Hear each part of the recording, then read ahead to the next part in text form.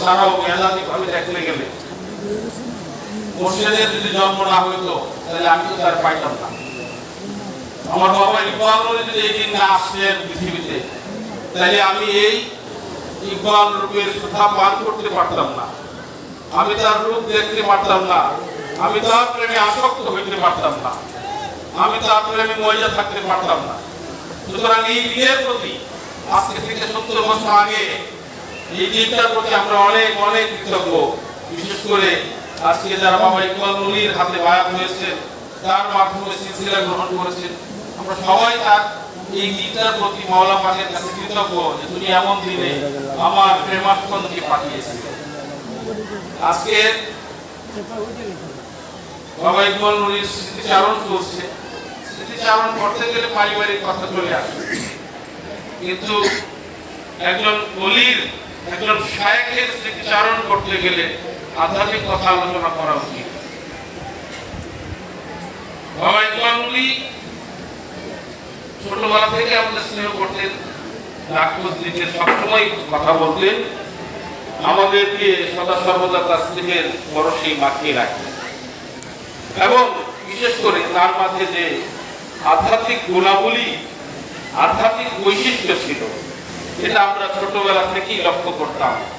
তার নির্লোভ জীবনযাপন, নিষ্ক্রিয় মনোভাব, এবং সেই সাথে বাবা ইকবাল নূরীর যে সাধারণ চলাফেরা এবং কৃচ্ছতা সাধন, ওনার যে কৃচ্ছতা সাধন, ত্যাগ, সংযম ছিল, সেটা জীবনযাপনের মধ্যে পরিস্ফুটিত হয়ে উঠেছে।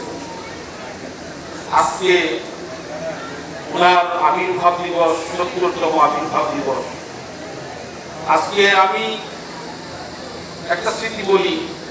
লঞ্চে আসতেছিলাম, বেশি দিন আগের কথা না, হয়তো ৮-১০ বছর আগের কথা। লঞ্চে আসতেছিলাম ঢাকা থেকে, তো একই সাথে এসে দেখি যে কাকা যান বাবা ইকবাল নূরী লঞ্চে আসেন।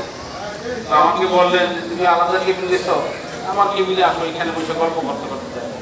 কিছুক্ষণ পরে আমি কাকার কেবিনে গেলাম, ওখানে বসে গল্প করতে করতে কখন সুরেন্দ্র ঘাট চলে যাচ্ছে বলতেও পারি না। এবং বিশ্বাস করবেন কিনা, যতক্ষণ আমরা ছিলাম আলাপ কথা বলছি মুন্সিগঞ্জ থেকে দরবার পর্যন্ত, একটা কথা আমরা দুনিয়াবি কথা আলাপ করি নাই। এবং আমার মনে হয় যে ওনার সাহচর্যে থাকলে আরো সময় যদি যাইত, আমরা এই পার্থিব দুনিয়ার আলাপ না করিয়া শুধু দিনের কথা বলে আত্ম আলোচনা করিয়া আরো সময় যদি কাটাতে পারতাম, আমার মনে হয়েছে যে লঞ্চটা বড় তাড়াতাড়ি চলে আসছে, এরকম আমার মনে হয়েছে। এবং ওনার যে চিন্তা চেতনা, ওনার যে পরামর্শ,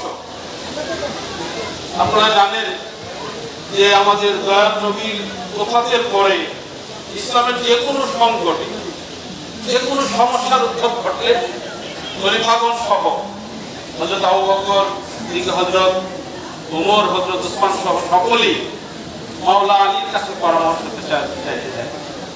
আমি মনে করি যে দরবার শরীফেরও যে কোনো সংকটে, যে কোনো সমস্যায় তার কাছে গেলে আলাদা স্বকীয় একটা আলাদা বিশেষ কোনো পরামর্শ পাওয়া যায়, এবং যেটাকে অত্যন্ত ওজনীয় এবং অত্যন্ত ভার বহন করে।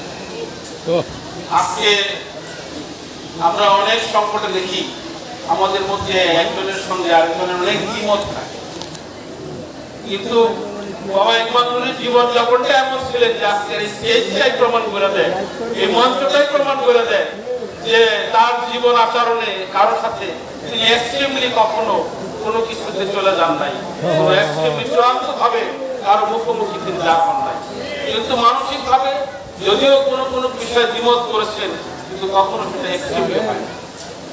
আমি আজকে যারা এখানে উপস্থিত হয়েছেন, খাস করে যারা আমার এই কাকা বাবা ইকবাল নূরীর ভক্ত মুরিদান রয়েছেন, তাদেরকে আমি ধন্যবাদ জানাই এবং তাদেরকে একটা কথা আমি আশ্বস্ত করি যে আপনারা সঠিক জায়গায় এসেছেন, আপনারা কোনো ভুল জায়গা নির্বাচন করেন। আপনারা আপন মুর্শিদের মাধ্যমে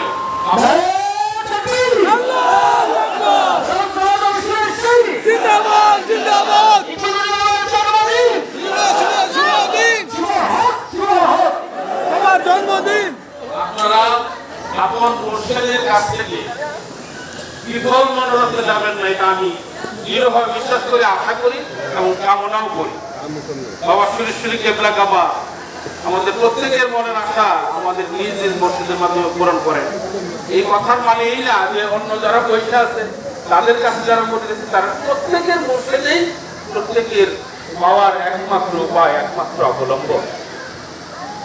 আজকের এই দিনে আমরা যারা একত্রিত হয়েছি বাবা সুরেশ্বরীর আশেখ, আমরা সবকিছুর পরেও আমি বাবা ইকবাল নুরের মুখেও শুনেছি আমরা সবকিছুর ঠিকানা, আমাদের কেন্দ্র, আমাদের কেবলা হচ্ছে বাবা জান শরীফ সুরেশ্বরী। এবং যে যেখানে আমরা মুরিদ হই আমাদের পরিচয়ের একটা, আমরা এক একটা দানা হইতে পারি, তসবিহ এক একটা দানা হইতে পারি মালা, কিন্তু আমাদের ভিতরে একটা সুতা আছে এবং সেই সুতাটার নাম হচ্ছে বাবা জান শরীফ সুরেশ্বরী কেবলা। এবং সেই সুতা যদি ছেঁড়া যায় তাহলে মালা থাকবে না, শুধু দানা করে থাকবে। আজকে এই অনুষ্ঠান অত্যন্ত চমৎকার হয়েছে। বাবা ইকবাল নুরী কেবলা কাবা উনি জন্মদিন করার কখনো অনুমতি দেন নাই। আজকে বিশেষ অনুমতি নিয়ে তার আশেকরা, তার প্রেমিকরা বলে যে বাবা সবাই জন্মদিন করে, আমরাও একবার জন্মদিন করতে চাই। উনি কখনো অনুমতি দেন না এই বছর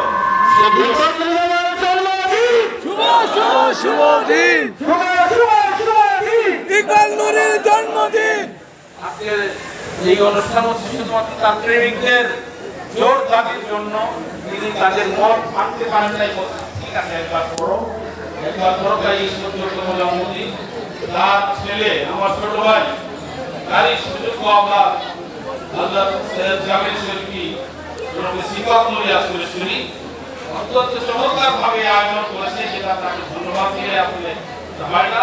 এখান থেকেও আমাদের অনেক বুঝার আছে। আমরা চাই